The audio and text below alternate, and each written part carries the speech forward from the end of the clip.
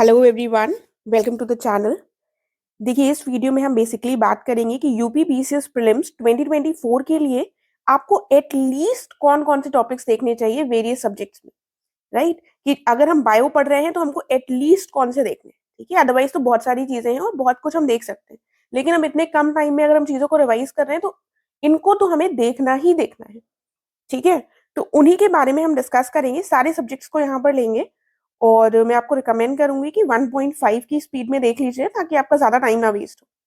ठीक है, तो बात करते हैं बायो की। तो बायो में विटामिन बहुत इंपॉर्टेंट है। विटामिन की डेफिशिएंसी से कौन सा रोग होता है, इनके क्या नाम है, बिल्कुल रट लीजिएगा। ठीक है, क्योंकि ये अक्सर पूछा जाता है, तो ये बहुत इंपॉर्टेंट हो जाता है। उसके बाद diseases, viral diseases, bacterial diseases, protozoa से कौन सा होता है, उनके बैक्टीरिया का नाम क्या है, ये पता होना चाहिए। ठीक है, उसके बाद जैसे मान लीजिए मलेरिया मच्छरों से होता है, ठीक है, तो कौन से टाइप के मच्छर से होता है। ठीक है, जापानीज इंसेफेलाइटिस मच्छर से होता है तो किससे होता है, चिकनगुनिया, डेंगू, ये सारी चीजें पूछी जाती हैं। प्लांट हार्मोन्स, कौन सा राइप करने में फ्रूट्स काम आता है, प्लांट का हार्मोन जैसे इथाइलिन हो गया। ठीक है, सिमिलरली कौन सी प्लांट के ग्रोथ को इनहिबिट करते हैं, ठीक है, या फिर प्लांट की ग्रोथ को रोकते हैं, बढ़ावा देते हैं, ये सारे हमें ऑक्सीजन वगैरह सब देखने पड़ेंगे। डाइजेस्टिव सिस्टम में एंजाइम्स वगैरह देख लीजिएगा। हमारा खाना कहाँ पर कैसे डाइजेस्ट होता है। फॉर एग्जाम्पल प्रोटीन्स जो है वो हमारे स्टमक में डाइजेस्ट होने शुरू होते हैं, राइट। थोड़ा सा रेस्पिरेटरी सिस्टम देख लीजिएगा। ठीक है, ब्लड सर्कुलेटरी सिस्टम में सब बहुत पूछा जाता है कि हार्ट में कितने चैम्बर्स हैं। ठीक है, या फिर रेस्पिरेटरी सिस्टम में पूछा गया था कि कौन सा लंग्स का वो कौन सा पार्ट है जो हमारे ब्रीदिंग में हेल्प करता है। ठीक है, तो ये थोड़े बहुत पॉइंट्स हैं जो हमें ध्यान रखना है जब हम बायो को रिवाइज करें। देखिए, इसमें आपको फिजिक्स और केमिस्ट्री नहीं मिलेंगे क्योंकि फिजिक्स केमिस्ट्री से कम क्वेश्चंस पूछे जाते हैं। और इन 10-15 दिन वाले टाइम में यदि आप फिजिक्स और केमिस्ट्री को पहले पढ़ चुके हैं तो फिलहाल आप रिवाइज नहीं भी करेंगे तो उसकी आवश्यकता नहीं है। ठीक है, क्योंकि जनरल क्वेश्चंस होते हैं, अगर हमने पहले पढ़ा है तो उसको हम टिक कर लेंगे।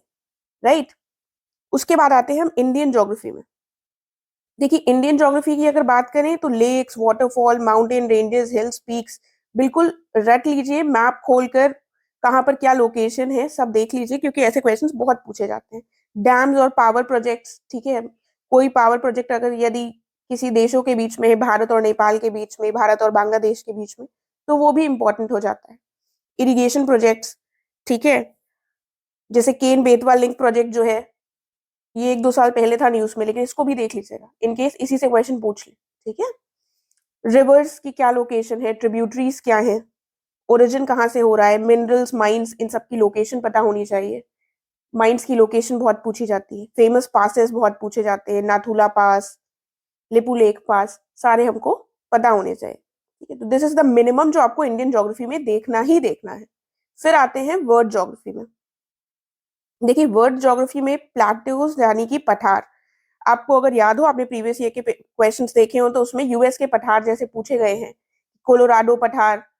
ठीक है, और उसके बाद पूछ लिया गया कोलंबिया पठार, इनकी लोकेशन बतानी है, नॉर्थ से साउथ हमको बताना है। ठीक है, तो इसका मतलब ये है कि हमें ऐसे भी क्वेश्चन आ सकते हैं प्लाटो से संबंधित। तो हमें क्या देखना चाहिए, हमें देखना चाहिए कि यहाँ पर कौन सा लोकेटेड है, और साथ में नॉर्थ साउथ पूछ लिया, ईस्ट वेस्ट पूछ लिया तो पता होना चाहिए। राइट, माउंटेन्स वगैरह यहाँ पर भी इंपॉर्टेंट हो जाती है, आइलैंड्स। ठीक है, देन वॉल्केनोज की लोकेशन, ओशियंस और ओशियन करेंट्स। ठीक है, ओशियन करेंट्स में पूछ लिया जाता है कौन सा कोल्ड करंट है, वार्म करंट है। देन विंड्स, जो लोकल नेम से फेमस है। ठीक है, फॉर एग्जाम्पल चिनूक हो गई या फिर हरमट्टन हो गई। ठीक है, सीज, तो कैस्पियन सी, ब्लैक सी, अरल सी, डेड सी, इनकी क्या लोकेशन है, कौन सी कंट्री इनको बॉर्डर कर रही है, ये बहुत इंपॉर्टेंट हो जाता है। उसके बाद बॉर्डरिंग कंट्रीज में भी यही चीजें आ जाती हैं, साथ में नेशंस के लिए भी पूछ लेते हैं, जैसे इसराइल को कौन सा देश बॉर्डर कर रहे हैं। ठीक है, तो साथ में सीज में एक जो और इम्पोर्टेंट आता है वो आता है मेडिटेरेनियन सी। ठीक है, साथ में आपको नॉर्वेजियन सी, नॉर्थ सी, या फिर जो भी यूरोप की थोड़ी सी सीज है उनको भी देख लीजिएगा, क्योंकि उनसे क्वेश्चन नहीं बने हैं, बाल्टिक सी। ठीक है, ताकि अगर उससे क्वेश्चन बन जाए तो उसको हम कर सके। एक बार इसके लिए मैप को जरूर रेफर कीजिएगा ताकि आपके दिमाग में वो चित्र बना रहे। तो ये इंपॉर्टेंट हो जाता है हमारा वर्ल्ड ज्योग्राफी से। आगे देखते हैं एनवायरमेंट वाला पार्ट। देखिए एनवायरमेंट वाला जो पार्ट है, इसमें सस्टेनेबल डेवलपमेंट मैं कई बार बता चुकी हूँ, 3 क्वेश्चंस पिछली बार पूछे गए थे डायरेक्टली सस्टेनेबल डेवलपमेंट से, इसको जरूर देख लीजिएगा। इससे संबंधित कोई भी कन्वेंशन हुआ है, कोई भी ऑर्गेनाइजेशन है, तो वो हमें पता होना चाहिए।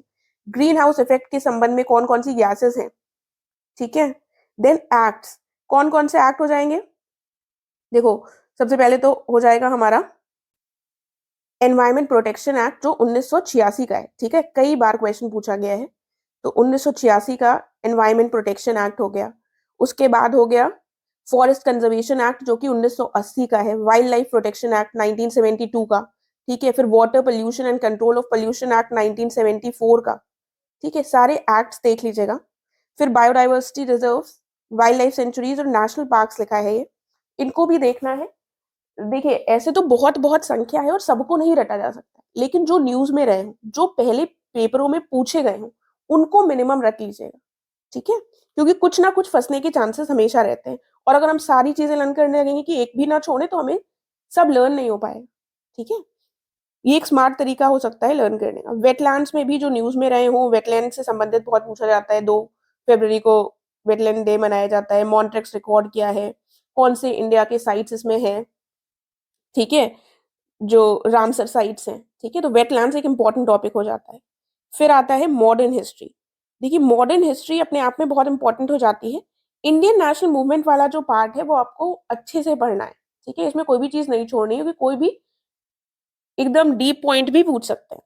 क्रोनोलॉजी, 1985 से जब वो सॉरी 1985 नहीं 1885 में जब कांग्रेस फॉर्म हो गई थी, उसके बाद के जो इवेंट्स हुए हैं उनकी क्रोनोलॉजी हमको बहुत अच्छे से पता होनी चाहिए। न्यूज़पेपर, मैगजीन्स और बुक्स जो उस समय के नेशनल लीडर्स थे उनके द्वारा जो भी लाई गई थी, बुक्स थी, मैगजीन्स थी, सब पता होनी चाहिए। और थोड़ा सा टफ करने के लिए इंपॉर्टेंट है कि कौन सी लैंग्वेज में थी, ठीक है। जैसे गांधी जी ने अगर हिंद स्वराज लिखी थी तो कौन सी लैंग्वेज में लिखी थी, गुजराती में लिखी थी, किस वर्ष उन्होंने पब्लिश की थी, ऐसे क्वेश्चन आ जाते हैं, राइट। उसके बाद जो ब्रिटिश सरकार के द्वारा एक्ट्स लाए गए, जैसे मान लीजिए एक लाया गया था आर्म्स एक्ट, ठीक है।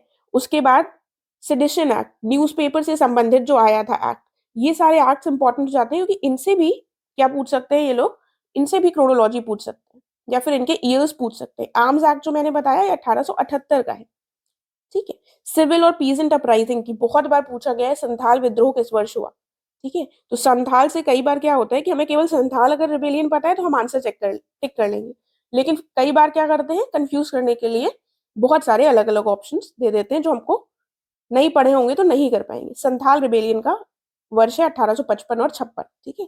इसीलिए बाकी थोड़ा भी देख लीजिएगा, उनके ईयर्स और उनके लीडर्स, इससे ज्यादा मत देखिए। देन आगे बढ़ते हैं इकोनॉमिक्स। जब बात आती है इकोनॉमिक्स की तो इसमें पावर्टी बहुत इंपॉर्टेंट हो जाता है। कई बार जैसे पिछली बार भी उन्होंने पूछा था पावर्टी के टाइप्स, और कुछ टर्म दे देंगे कि ये पावर्टी का टर्म जो है किसने दिया, तो सब तो हम नहीं लर्न कर सकते, इसमें पीवाईक्यू की हेल्प ले सकते हैं, ठीक है।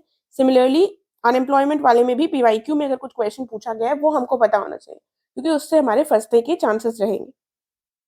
और उसके बाद जो चीज आती है वो बजट आ जाता है, जो करंट अफेयर्स का भी पार्ट है और इकोनॉमिक्स का भी। तो यूनियन और यूपी दोनों पढ़ेगा। कुछ बच्चे मुझसे पूछ रहे थे कि इंटरिम बजट है तो वो इतना इंपॉर्टेंट नहीं है, ऐसा नहीं है, उसको भी देखना पड़ेगा आपको, ठीक है।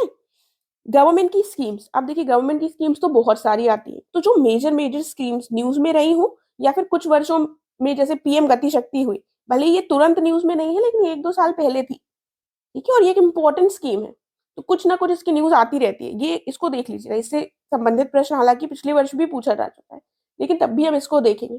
और उसके बाद सरकार की जितनी भी मेजर मेजर स्कीम्स रही हैं, प्रधानमंत्री जनधन योजना, ठीक है, startup and stand up India, make in India, इन सबके आपको ईयर्स पता होने चाहिए, क्योंकि इससे भी संबंधित क्रोनोलॉजिकल क्वेश्चंस आ सकते हैं। फिर कुछ टर्म्स इकोनॉमिक्स के पूछ लिए जाते हैं, जिसमें जो हमें देखने होंगे, साथ में ये लॉरेंस कर्व, गिनी कोएफिशिएंट, इनके मतलब क्या है ये भी पता होने चाहिए, ठीक है। ये कई बार क्वेश्चन इनसे भी पूछे गए हैं। देन बात करते हैं पॉलिटी की। पॉलिटी में पार्ट्स को एक बार लिख कर देख लीजिएगा, बहुत इंपॉर्टेंट है, सारे पार्ट्स हमें रटे होने चाहिए। आर्टिकल्स 1 से 51 तक सब रटे होने चाहिए। उसके बाद कौन कौन से इंपॉर्टेंट आर्टिकल्स हो जाते हैं, लोकसभा से संबंधित कैसे लोकसभा का गठन हुआ, कौन से आर्टिकल से, राज्यसभा का, लेजिस्लेटिव असेंबली यानी कि विधानसभा और लेजिस्लेटिव काउंसिल, इन सब के आर्टिकल्स हमको मिनिमम तो देखने ही हैं। सिमिलरली शेड्यूल्स हमको, जो शेड्यूल्स भी कहते हैं जिसको, इसके सारे हमें रटे होने चाहिए, कितनी शेड्यूल्स है, किसमें किसमें क्या क्या कहा गया है, ठीक है। उसके बाद इलेक्टोरल कॉलेज, प्रेसिडेंट और वाइस प्रेसिडेंट का इलेक्टोरल कॉलेज में कई बार कंफ्यूज करने की कोशिश करते हैं, तो हमको पता होना चाहिए वो। उसके बाद प्रेसिडेंट और गवर्नर के संबंधित पावर्स भी बहुत बार पूछी जाती है, ठीक है। अब ऑर्डिनेंस की शक्ति कौन से आर्टिकल में है, या फिर इनके पास जुडिशियल पावर कौन से आर्टिकल में है, ठीक है। तो इस तरह से कुछ क्वेश्चंस पूछे जाते हैं। तो पॉलिटी और मॉडर्न हिस्ट्री ऐसे सब्जेक्ट्स ऐसे हैं जो बहुत इंपॉर्टेंट है, जिनसे कुछ डीप क्वेश्चन भी पूछे जाने की संभावना है, क्योंकि वही क्वेश्चंस बार बार पूछते हैं, तो सब बच्चे वही पढ़ रहे हैं तो वो तो सही कर ही लेंगे, ठीक है। तो थोड़ा सा घुमाने की कोशिश जरूर करेंगे, इसीलिए इनको तो मिनिमम पढ़िएगा ही, और जितना भी आप टाइम मैनेज कर पाए उतना थोड़ा सा डिटेल में भी चीजों को देखना मत भूलिएगा, ठीक है। क्योंकि at the end of the day थोड़ा सा हमको अच्छे से चीजों को देखना पड़ेगा ताकि हमारा क्वालिफाई हो पाए एग्जाम, राइट। तो करंट अफेयर्स को करना मत भूलिएगा, और करंट अफेयर से संबंधित मुझसे बहुत लोग पूछते हैं। देखिए 8 महीने वैसे कहे जाते हैं, तो 8 महीने तो आपके हो रहे हैं जुलाई 2023 से लेकर, सॉरी, जुलाई 2023 से लेकर फरवरी 2024 तक, ठीक है। और फरवरी में 27 फरवरी तक करिए, क्योंकि 20 दिन पहले कहा जाता है, 20 दिन के डिफरेंस में पेपर बन जाता है, ठीक है। तो 27 फरवरी तक आपके पास एटलीस्ट होना चाहिए। तो ये हमारे 8 महीने हैं, लेकिन मैं जिसके पास टाइम है उससे कह रही हूँ जून 2023 से तो एटलीस्ट करिए ही करिए, ठीक है। ये कर सकते हैं कि पिछले 6 महीने तो बिल्कुल ही एकदम एक एक चीज पढ़ लीजिए, और उसके 2-3 महीने पहले हो उसको थोड़ा सा डिटेल, या फिर जो इम्पोर्टेंट हो वो देख लीजिए, डिटेल में मत देखिए, समझ रहे हैं। तो इस तरीके से थोड़ा सा स्मार्टली करंट अफेयर्स को करने की जरूरत है। 12 महीने के पूरे मत कीजिए, क्योंकि पहली बात टाइम नहीं है, और दूसरी बात वो जो 2-3 महीने अगर आपके बचेंगे, आप 9 महीने कर रहे हैं, तो इससे क्वेश्चन हार्डली 1 या 2 आएंगे, ठीक है। मैक्सिमम 3 आ जाएंगे, जिसकी संभावना कम है। लेकिन फिर हमारा उसमें कोई भी अगर ऐसा इवेंट पूछेंगे तो ऐसा पूछेंगे कि वो आता होगा हमको जहां तक, और नहीं भी आता होगा तो इतना हम थोड़ा सा 30 क्वेश्चन में अगर 27 क्वेश्चन सही कर लेंगे, 28 क्वेश्चन सही कर लेंगे, तो उससे हमारा काम बन जाएगा, ठीक है। तो इस तरीके से थोड़ा स्ट्रैटेजाइज करने की कोशिश कीजिए। और मेरा प्रयास है कि मैं जो टेलीग्राम चैनल है उसमें अगर मुझे कुछ इंपॉर्टेंट लगता है तो उसको मैं शेयर कर दूंगी। ज्यादा इन्फॉर्मेशन नहीं देनी है मुझे कि आप लोग ओवरवेलम हो जाए, बहुत सारी चीजों को नहीं शेयर करूंगी, थोड़ा बहुत करती रहूंगी। तो आप लोग चाहें तो टेलीग्राम चैनल के माध्यम से मुझसे जुड़े रह सकते हैं, और दिन में अगर आप एक बार भी टेलीग्राम को ओपन कर रहे हैं तो आप उसको देख सकते हैं कि अगर मैंने कुछ शेयर किया है तो उसको एक बार आप देख लें कि वो वाली चीज आपसे कहीं मिस तो नहीं हो गई है।